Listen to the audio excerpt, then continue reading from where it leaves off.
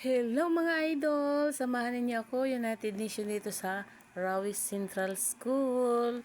So ayan guys, so ipakita ko sa inyo ang gaganda ng mga costume ng mga bata. So grabe, ang daming sumali oh. Kita nyo yan?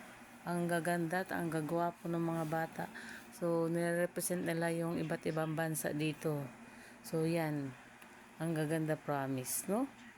Nung araw namin, nung araw daw, wala kaming ganyan. So, ang nakapagsuot lang ng ganyan yung mga rich kids.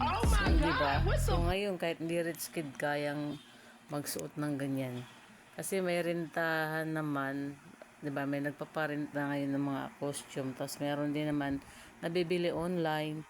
May mura, may mahal. So, it's your choice. So, 'di ba?